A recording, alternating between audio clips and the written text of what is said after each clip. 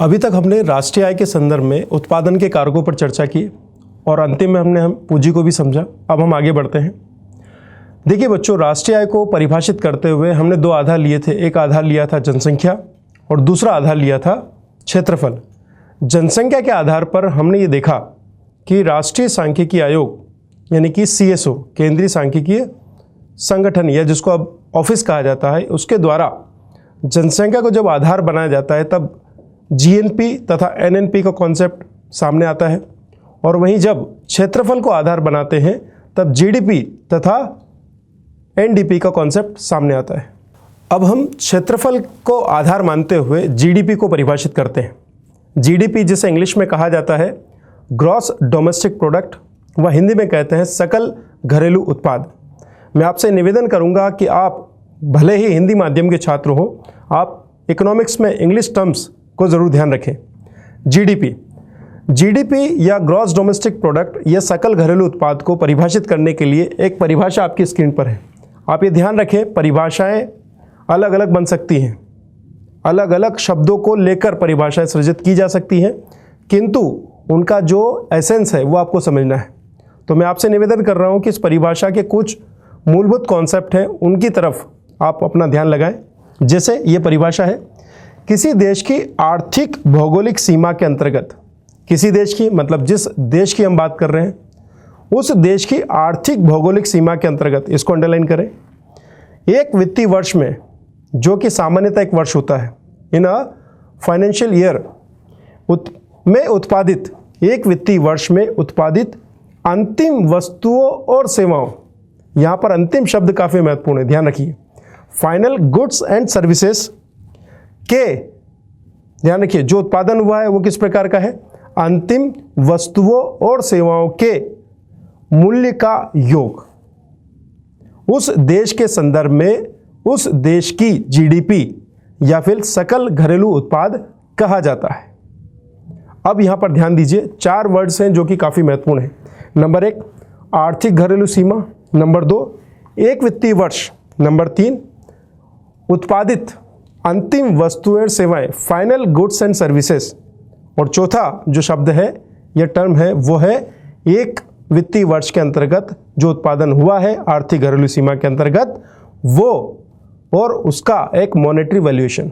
4 शब्द, नंबर 1 आर्थिक घरेलू सीमा, नंबर 2 एक वित्तीय वर्ष, नंबर 3 अंतिम वस्तुओं और सेवाओं का उत्पादन, और नंबर 4 है जो टर्म आपको ध्यान रखनी है वो है मौद्रिक मूल्य का योग। अब हम इनको एक एक करके परिभाषित करेंगे। जैसे पहला टर्म आता है आर्थिक घरेलू सीमा। देखिए बच्चों, अधिकांश बच्चे जब राष्ट्रीय आय की बात करते हैं या GDP की बात करते हैं तो ये केवल ये जानते हैं कि किसी देश में उस देश के क्षेत्रफल में होने वाला कुल उत्पादन। यहाँ ये क्षेत्रफल राजनीतिक भौगोलिक क्षेत्रफल नहीं है, ये आर्थिक घरेलू क्षेत्रफल है। इस बात की ओर ध्यान दीजिए। जैसे भारत एक देश और उसका अपना एक निश्चित भौगोलिक क्षेत्रफल है, 32,87,263 वर्ग किलोमीटर क्षेत्रफल, जो कि हमारा राजनीतिक भौगोलिक क्षेत्रफल है। परंतु बच्चों, जब हम GDP की बात कर रहे हैं तब हम बात करते हैं आर्थिक भौगोलिक सीमा, इकोनॉमिकल जोग्राफिकल बाउंड्रीज की बात कर रहे हैं। ये दोनों कॉन्सेप्ट अलग अलग हैं, इसको समझिए। जब हम 32,87,263 वर्ग किलोमीटर की बात कर रहे हैं तो ये राजनीतिक भौगोलिक सीमा है, परंतु जब इस राजनीतिक भौगोलिक सीमा में कुछ परिवर्तन किए जाएं, और वो परिवर्तन क्या है, इसमें कुछ चीज़ें जोड़ी जाएं और कुछ चीज़ें घटाई जाएं। जैसे उदाहरण के लिए, जब हम आर्थिक भौगोलिक सीमा के अंतर्गत बात करें तो विदेशों में स्थित, ध्यान दीजिए, भारत राज्य क्षेत्र के बाहर, भारत की राजनीतिक भौगोलिक सीमा के बाहर, मान लीजिए पाकिस्तान, बांग्लादेश, अमेरिका, वहाँ पर भारत का कोई दूतावास है, वाणिज्यिक दूतावास है, या फिर हमारा कोई मिलिट्री बेस है जो कि भारत की सीमा के बाहर है, वहाँ पर हमारा अनन्य अधिकार है, एक्सक्लूसिव राइट्स है। अर्थात अगर वहाँ पर कोई भी गतिविधि होती है, मान लीजिए कि अमेरिका में भारत का दूतावास है और उस दूतावास में कोई गतिविधि होती है या उस दूतावास के अंतर्गत कोई अच्छी या बुरी गतिविधि होती है, तो उसका अंतिम जिम्मेदार अमेरिकी गवर्नमेंट नहीं बल्कि भारत सरकार होगी। ये एक ट्रीटी के माध्यम से होता है। अब हम थोड़ा सा आगे बढ़ते हैं। अब अगर वहाँ पर कोई आर्थिक गतिविधि होती है, कोई आय सृजन होती है वहाँ पर, प्राथमिक क्षेत्र में, द्वितीय क्षेत्र में, तृतीय क्षेत्र में, प्राथमिक और द्वितीय की तो संभावना नहीं है, परंतु तृतीय क्षेत्र के अंतर्गत वहाँ पर आय सृजन हो सकती है। मान लीजिए अमेरिका स्थित भारतीय दूतावास में उस दूतावास ने किन्हीं गतिविधियों के माध्यम से आय सृजित की। अब ये आय क्या अमेरिका की आय है? क्या अमेरिका की जीडीपी में जुड़ेगी? उत्तर है नहीं, ये अमेरिका की जीडीपी में नहीं जुड़ेगी, बल्कि ये भारत की जीडीपी में जुड़ेगी। दूसरा उदाहरण, मान लीजिए बांग्लादेश और भारत सरकार के बीच में समझौता होता है। बांग्लादेश ने कहा कि भैया हम भारत, आप बड़े भाई हैं, आप एक मिलिट्री बेस हमारे पास बना लीजिए ताकि चीन की गतिविधियों को नियंत्रित किया जा सके। भारत ने ऐसा ही किया। अब उस मिलिट्री बेस पर कोई आर्थिक गतिविधि अगर होती है और आय सृजन होती है, तो वो आय क्या बांग्लादेश की जीडीपी में जोड़ी जाएगी? उत्तर है नहीं, ये भारत की जीडीपी में जोड़ी जाएगी।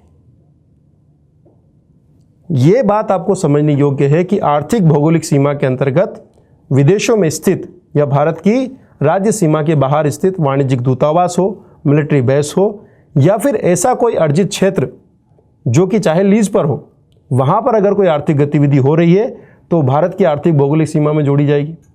उसी प्रकार भारत में स्थित अमेरिका का वाणिज्यिक दूतावास हो या किसी अन्य देश का मिलिट्री बेस हो, अगर वहाँ पर कोई आर्थिक गतिविधि हो रही है तो ये भारत की जीडीपी में जोड़ी नहीं जाएगी, बल्कि उस देश की, जिस देश का वो दूतावास है, उस पे जोड़ी जाएगी।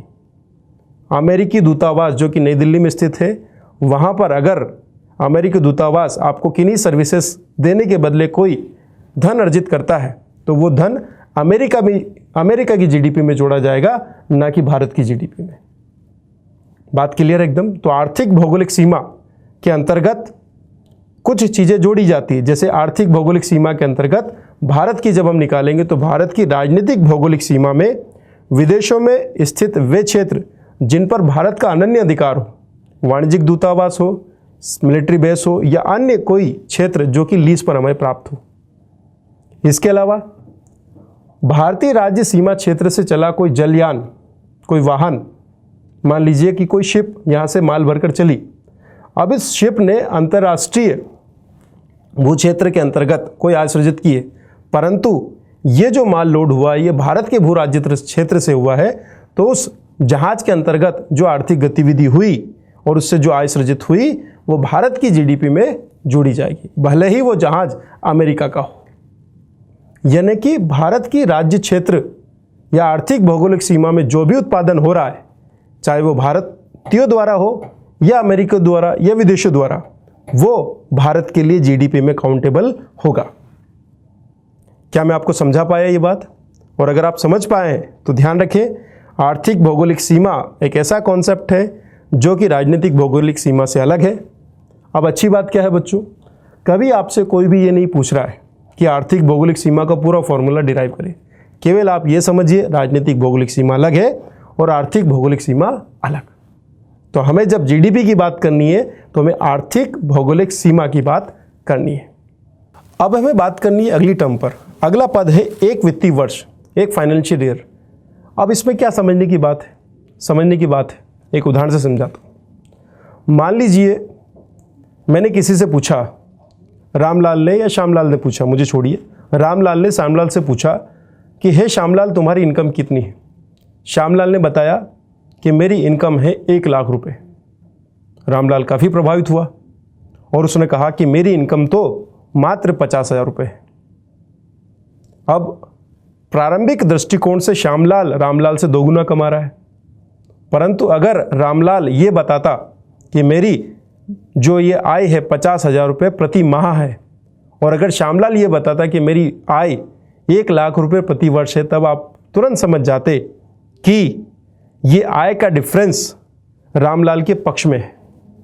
अर्थात बच्चों, जब भी किसी देश की आय की बात करेंगे या उसकी जीडीपी की बात करेंगे तो उसके लिए एक वित्तीय वर्ष की बात होगी, फाइनेंशियल ईयर की बात होगी, जो कि अभी 1 अप्रैल से लेकर 31 मार्च तक काउंट किया जाता है।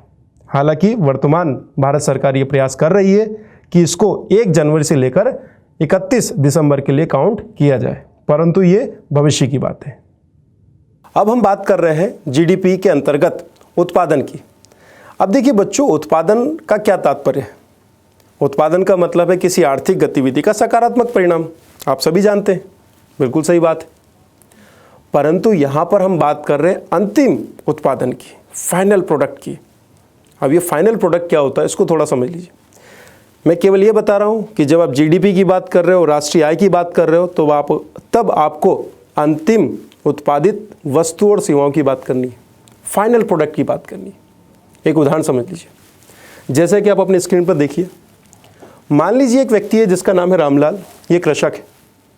दूसरा व्यक्ति है श्यामलाल, जो कि एक इंडस्ट्रीज में काम करता है, सेकेंडरी सेक्टर में काम करता है। और तीसरा व्यक्ति है मोहनलाल, जो कि सेवा क्षेत्र में या तृतीय क्षेत्र में कार्य करता है। रामलाल ने मान लीजिए कि एक वित्तीय वर्ष में कुल गेहूं का उत्पादन किया 10 क्विंटल, ठीक। श्यामलाल ने पूरे वित्तीय वर्ष में, पूरे एक साल में 5 क्विंटल ब्रेड का उत्पादन किया। उसकी बेकरी की फैक्ट्री है, वो बेकर या बेकरी प्रोडक्ट बनाता है। तीसरा व्यक्ति जो कि मोहनलाल है, वह 1 क्विंटल ब्रेड के सैंडविच बनाकर, ध्यान दीजिए, 1 क्विंटल सैंडविच बनाकर अपनी होटल में बेचता है।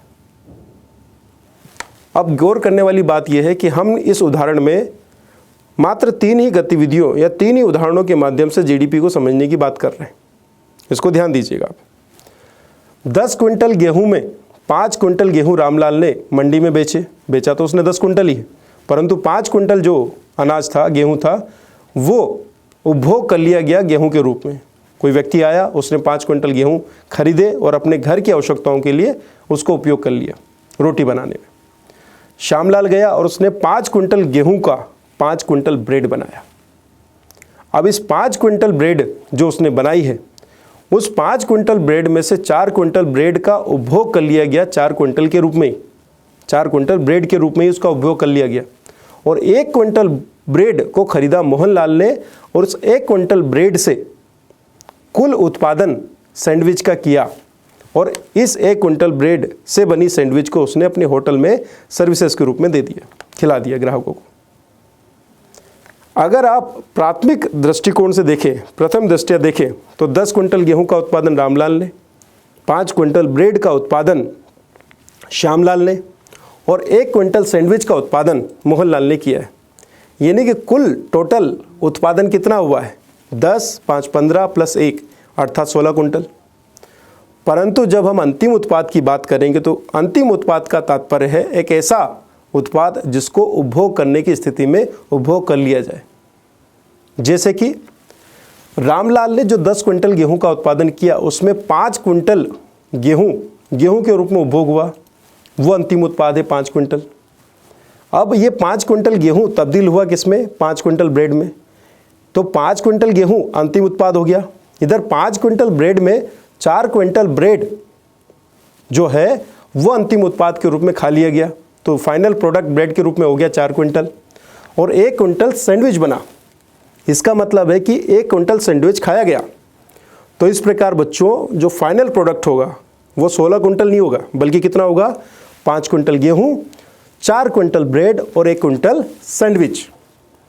इस प्रकार से जब हम उस देश के लिए राष्ट्रीय आय की गणना करेंगे तब हम 10 क्विंटल गेहूं, 5 क्विंटल ब्रेड और 1 क्विंटल सैंडविच का मूल्य का योग नहीं करेंगे, बल्कि हम 5 क्विंटल गेहूं, 4 क्विंटल ब्रेड और 1 क्विंटल सैंडविच का मूल्य काउंट करेंगे, जो कि हमारे लिए फाइनल प्रोडक्ट है।